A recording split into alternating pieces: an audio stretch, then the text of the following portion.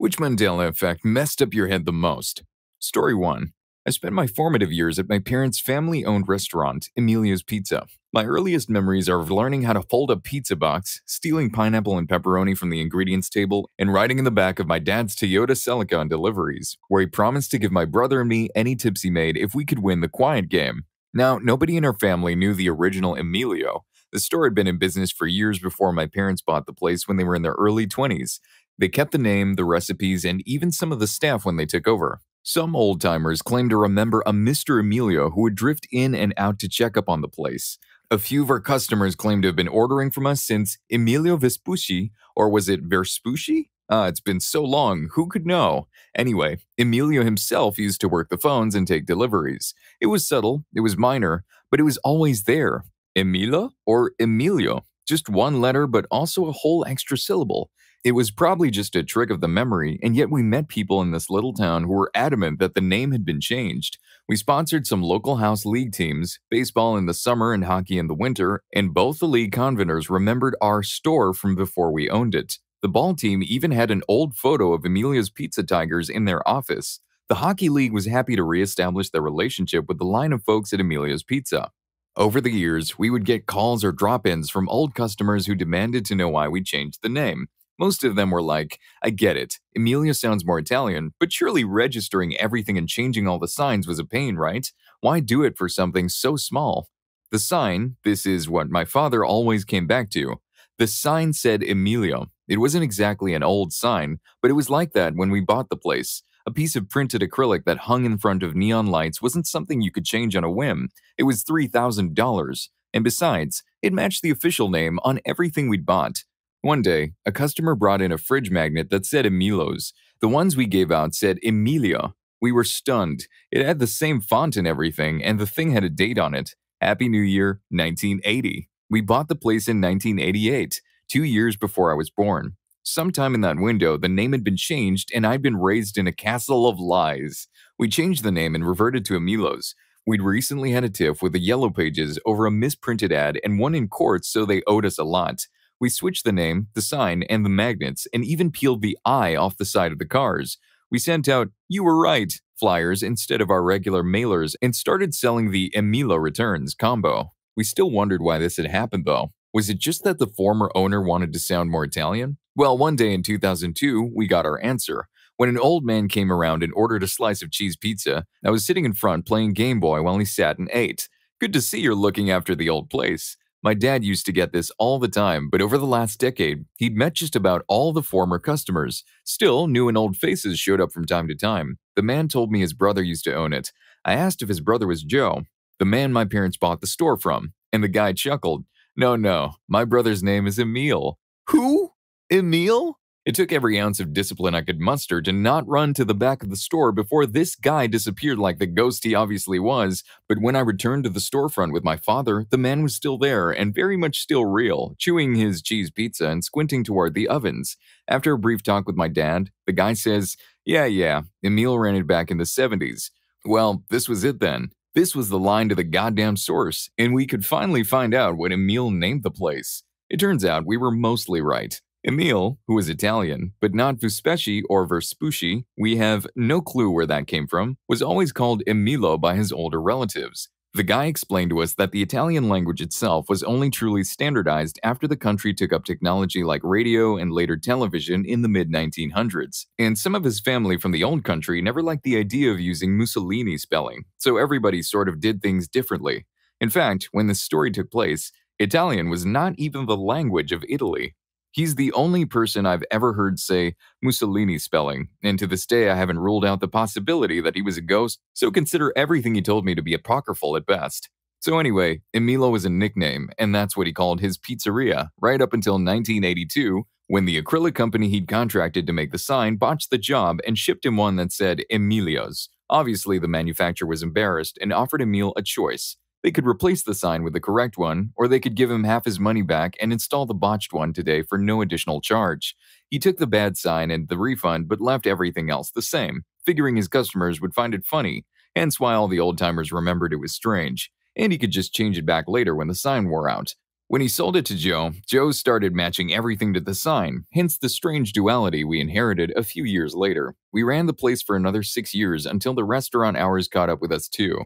Mom was making more than enough selling software, and we sold it to my uncles to give Dad well-deserved rest. He spent a few years retired and coached my hockey team before starting a renovation business when my brother and I went off to college. It was a good time. As for the restaurant, people talk less than they used to. I'm not complaining, but from time to time, my uncle will still pass along a story of some old customer demanding to know why we got rid of the I. Story 2. The Monopoly guy does not have a monocle. I remember this like it was yesterday. When I grew up, my family was kind of poor and I always wanted a Monopoly set. One day I broke my foot, and after 3 to 4 days, my mom bought me one to help me feel better. I didn't have my friends to visit because they were busy or didn't want to spend their day in bed when they could go outside. The day I got it, I spent most of it with the game, reading everything on the cards, the rules, and even playing alone. The guy on it always had a monocle. In the middle of the board or on the box, the guy was looking at you and he was holding his monocle. Even on one of the cards, the guy was either pulled up by a cop to go to jail or he was on the train, but one particular thing that caught my attention. I remember it like it was yesterday, and as a kid, I found it very amusing. The guy lost the monocle and it was behind him, falling because he was moving fast. This fact still haunts me today and gives me chills because I know how much time I spent that month in bed with that game. I blame Ace Ventura for this. In Ace Ventura 2, Jim Carrey has an interaction with a small old bald man with a monocle and declares, "And you must be the Monopoly guy." If this information has you scratching your head, check out the truth behind the famous underwear logo in Story 4. Story 3. The one that always gets me is particular to my friends and me from when we were kids. There was a creek that ran under the street in the neighborhood, and we would sometimes hang out on the banks on either side of the road. There was this big rock that we would sit on all the time, except one day we were walking by and it wasn't a rock. It was a small tree, fully rooted and established. The rock was nowhere to be seen. Mind you, it was an extremely heavy boulder. We passed that spot all the time and all of us remember that rock. We call it the shape-shifting rock. What got us was that it was a several hundred-pound rock on a bank that wasn't really manicured or carefully arranged, so totally taking the rock away would have been a huge pain for no discernible reason, and the tree was almost fully established when we noticed it. We passed that spot daily. It was super jarring. We noticed a long time ago when we were still kids that we would play at the creek. That's what was so odd about it. Inside, after about a week, or so I remember it, but it was about 17 years ago, the rock was gone and a tree that didn't look at all recently planted was there. Story 4. Fruit of the Loom logo with cornucopia. This is the one that annoys me the most. With other Mandela effects, I can at least rationalize why I believe the wrong way. I can assume the Monopoly man had a monocle because the whole mustache, top hat, and monocle just go together. With the Berenstain Bears, I can chalk it up to the fact that the books were mostly read to me and pronounced Stein, so when I actually started reading, I just skimmed over the actual spelling and just saw the shape of the word and assumed it was the same as the much more commonly used Stein. However, I can't think of why I would know what a cornucopia was if it wasn't for the Fruit of the Loom logo. I distinctly remember learning the word cornucopia as a child because I asked my mother if the basket thingy was in the logo. You cannot convince me otherwise. Cornucopia is too weird of a word. 100% of this happened. I even remember thinking that the cornucopia was called a loom because there was fruit, so the other thing must be a loom. Story 5. Okay. Hear me out. First of all, in Brazil, you typically don't go to school. Middle school or high school, it doesn't matter, for the whole day. You are in school either in the morning, usually 7:30 a.m. to noon, or in the afternoon, usually 1 p.m. to 5:30 p.m. Every single person who was a kid in Brazil and was not in school in the mornings when 9/11 happened remembers watching Dragon Ball Z and having it interrupted by the breaking news, and I mean everyone. It comes up every time someone asks, "What were you doing when it happened?" Except Dragon Ball Z wasn't on at the time. Someone checked the airing times and compared them to the times when the attacks happened. Definitely not on. Still, a whole generation of kids is 100% sure they were watching Dragon Ball Z when the news broke out. Everyone is saying that this isn't real and they edited the timetables after the fact. You sound like a conspiracy theorist. Look at Occam's razor. This has been thoroughly discussed by Brazilians on the internet. It's not something new. Someone else said it in this thread. The TV show that played DBZ wasn't even aired on that day. I heard that was supposed to be the episode in which Goku turns into a Super Saiyan 3 in his battle against the villain Majin Buu. Isn't it crazy how some of us have false memories? These Mandela effects may be harmless, but it's still crazy to learn the truth. I'm sure you want more, so just hit the like button and subscribe to my channel for more crazy lies. Story 6. It's spelled Fibres, not Fibres. When a friend first told me, I literally just had to look at my bottle of Fibres on my desk and check to see how it was spelled. It just makes so much more sense to be spelled Fibres, though. And I guess that's exactly why we remember it being spelled like that. Our brains always work to make sense of things, and I think the same thing is going on with the Fruit Loops box. It's like that trick sentence, the bird flew out of the tree. You read it fast enough and your brain filters out the repeated word because it's unnecessary. Most don't even notice it until you go back and look more closely once you're alerted to the fact that it's there. Of course, the Fruit of the Loom cornucopia and the Thinker statue are different and truly weird situations, but the spelling Mandela effects aren't all that mind-blowing. Story 7. Stouffer's stovetop stuffing has apparently never existed.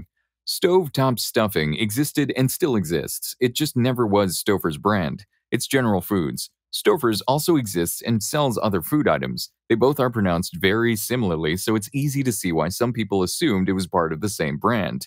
Also, we might have become familiar with seeing and using Kraft stovetop stuffing growing up, but have heard the brand name Stouffer's more often, so somewhere the two lines became crossed. I think it's sort of like people thinking SpaghettiOs are from Chef Boyardee. No, it's Campbell's, but Chef Boyardee makes a lot of things kind of similar to SpaghettiOs, so my guess is that people just assumed it was Chef Boyardee and it morphed into the fact eventually.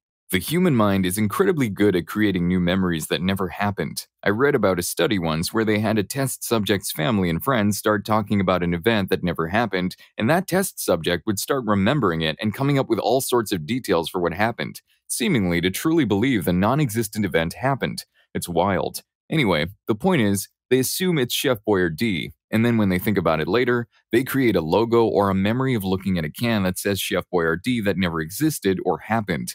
Then they're convinced Chef Boyardee SpaghettiOs are a thing and will very vehemently swear they remember seeing it as a kid. I attribute all these Mandela effect stories to the power of the human brain to create false memories without a person being conscious of that happening. Story 8. Not me, but a few other folks. I'm an amateur astronomer, and the book in our astronomy club library that causes the most controversy is the one about bright comets of the last few decades. A comet bright enough to see from the city happens about once a decade on average, and a lot of people saw one in the night sky when they were kids or in their teens, and then years later they asked about it. And so the book comes out and they look through it, check the year, and say, that's not right, because they remember seeing the comet when they were in middle school, when in reality it was when they were in high school or vice versa. For example, someone might have a weird experience with Halley's Comet. They clearly remember seeing it, and then a few years later, it was coming around again, which confused them because it only happened every 100 years. In reality, they saw Hale-Bopp. Halley's Comet, 2Ls, last appeared in 1986. Hale-Bopp appeared in 1997, which is when their memory was formed. This is how Mandela's effect happened right here. Small differences with weird quirks, what stayed in the public consciousness versus what didn't, etc. I say every Mandela effect has one little quirk about it that basically short-circuits people's brains. Berenstain Bears, it's pronounced Stein, and that spelling is super common compared to stain, coupled with the fact that most people were just learning to read when they saw those books, so good old phonics took over in our heads to cope with the pronunciation. Well, at least I don't have this kind of confusion because I wasn't born during these two sightings. Story 9. Pikachu's tail has a black end.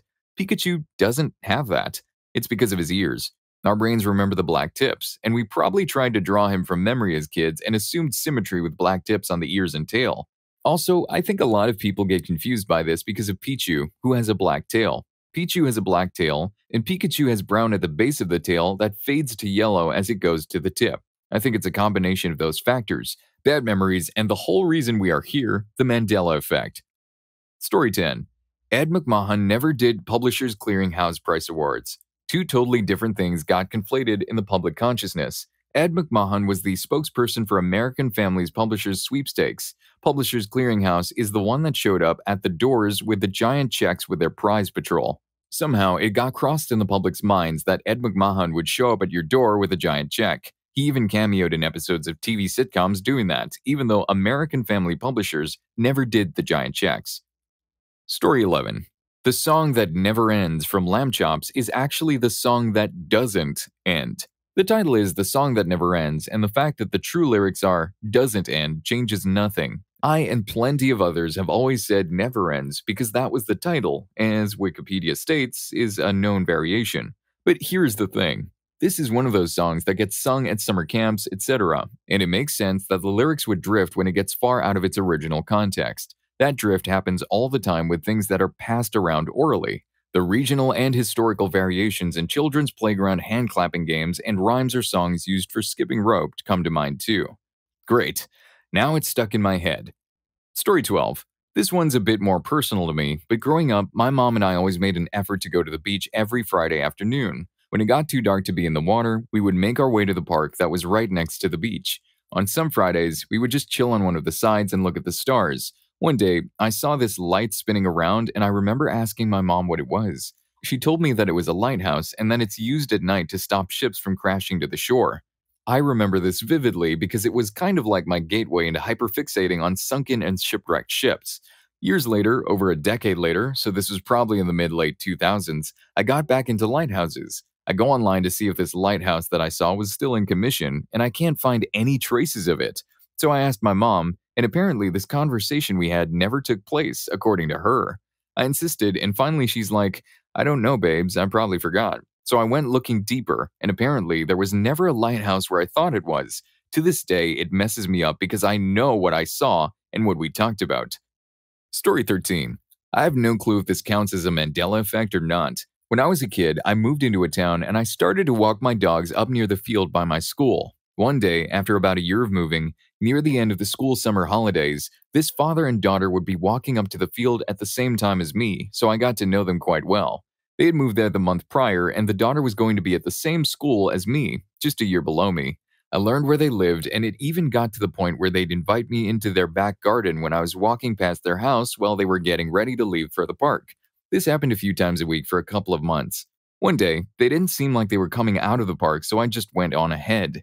Then it turns out there was a hot air balloon in the park, which was still getting ready to lift off by the time I decided to leave the park. On the way back, I spot a man in front of the garden going into their house, and I shout out to them that I am a friend of the daughter, and I mention that there is a hot air balloon in the park if the daughter wanted to see it. The man tells me that there's no one with the daughter's name living at the address. Obviously, I get very confused, as I know for a fact that this is their house, as I remember being in this garden I was in.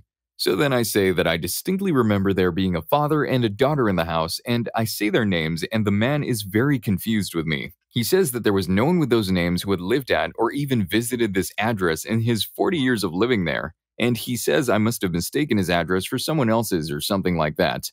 I left after that, extremely confused. I double-checked the house a couple of days later while it was still on my mind. I even, probably illegally, looked over the fence into the back garden to check if it was the correct house.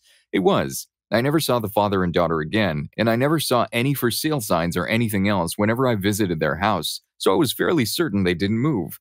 I even checked with my school to see if there was a student with the same name as the daughter in school, and they said no.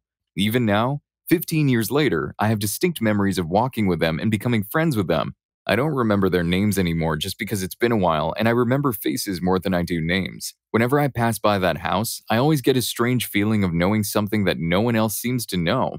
I hope you enjoyed this video, and if you made it this far, I'm sure you'll also enjoy Weirdest Facts in the World. Story 4 is mind-blowing. See you on that video.